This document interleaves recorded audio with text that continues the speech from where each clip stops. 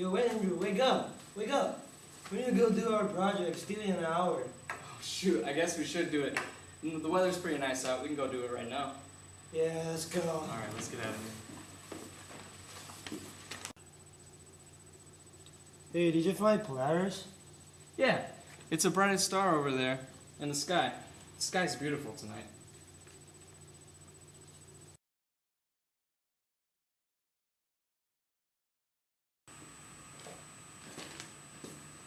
Hey Wayne, how's it going, man?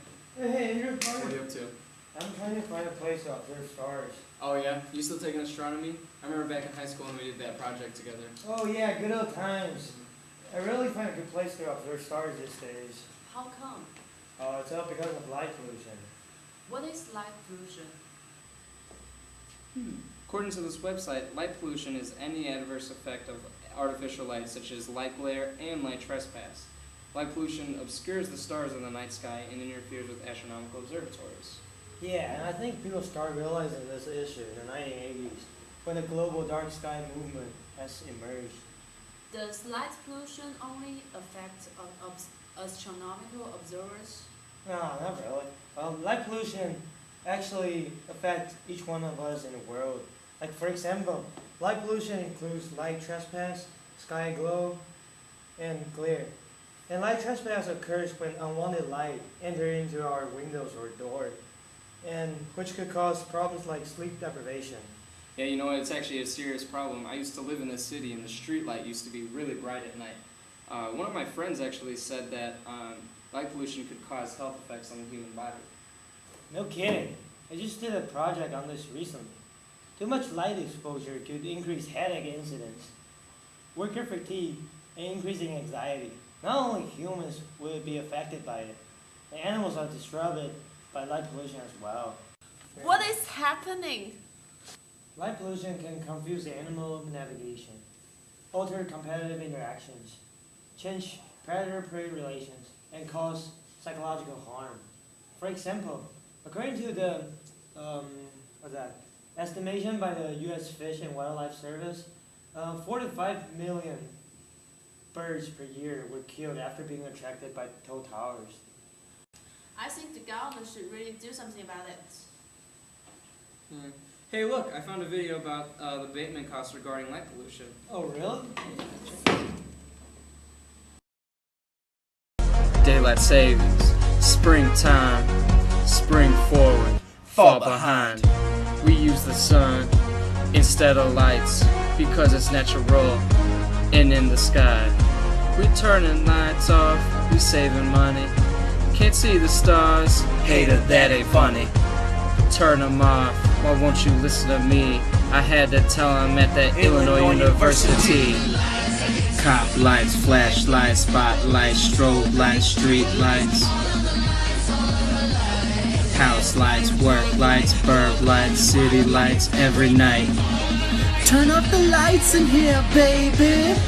The extra bright, I want y'all to do this. Turn off the lights in here, baby.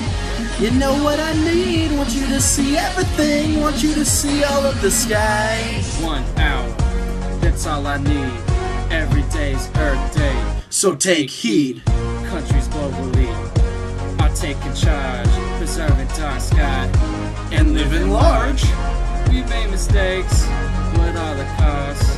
The sky is bright, we can't see the stars. Let's clean it up. World, please. Wanna see the stars at Illinois University.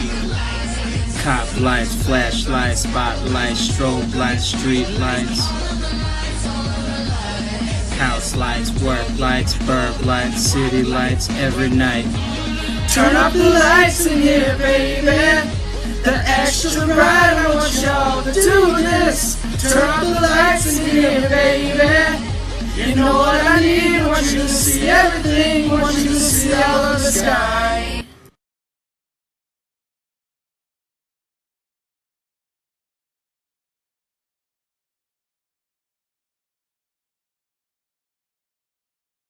You know, I'm wondering why don't government set policy that requires the new street lights to be efficient.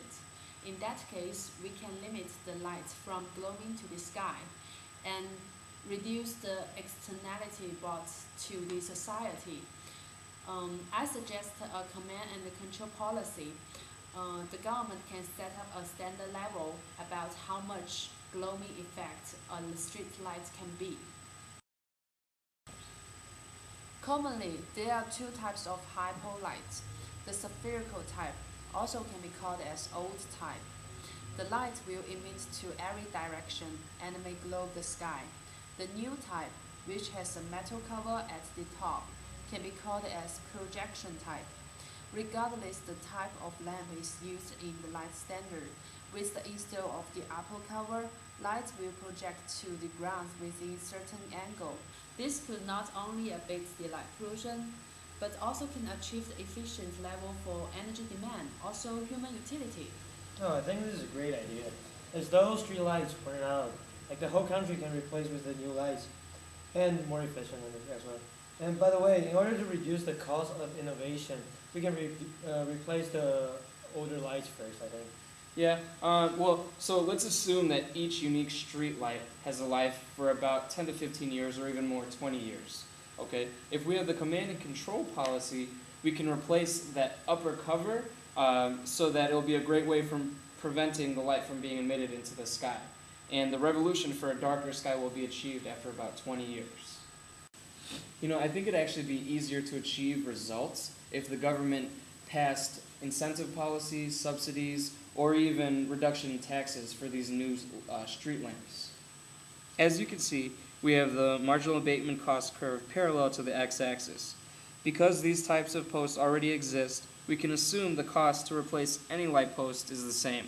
Moreover, light is essential to human activities. We have to have light during the night. Within a certain amount of emission, there is no damage at all.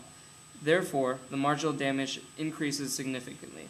With the incentive policy, the marginal abatement cost curve shifts down and is more efficient at E2 instead of E1. So as we know, human activities need light, but some is not necessary. Many stores are closed with their lights on, and billboards along the roads are on throughout the entire night. We can try to improve the lights. For instance, we can try to replace the lamps with high-pressure sodium white light. Yeah, hey, I totally agree with this part. And if there's a standard like clearly define the level of the light illumination, things might get better. And the standard could clearly define the scenarios that are legal for lighting and an efficient level of illumination. Indeed, the policy should be changed from Area. to Area. okay, because the population and also the billboards are much more in urban area compared to rural area. So the marginal damage curve will be much more higher within these two areas. And due to this reason, we should have different kind of policy in different area. What about the incentive policies or like the subsidies for firms that actually agree to turn off those lights? Yeah, I think it is easier to achieve the desired mission, but there will be a great amount of transaction cost, and may not be necessary to bear by the residents who pay for taxes. So I think to increase the electricity price or taxes after midnight for the billboards and unnecessary lighting is more fair and reasonable. What I really hope is that people can care about light pollution and the self-incentive to be green citizens or start a green business. Overall, I think everyone should start turning off the light for a darker sky, and government should come up with other policies which is as effective as the daylight saving, so to protect our environment and our ecosystem. True. So what are you going to do about your project? I'm still gonna find a place to do my project. Gotta get going. See you guys later. Good luck. Take it easy.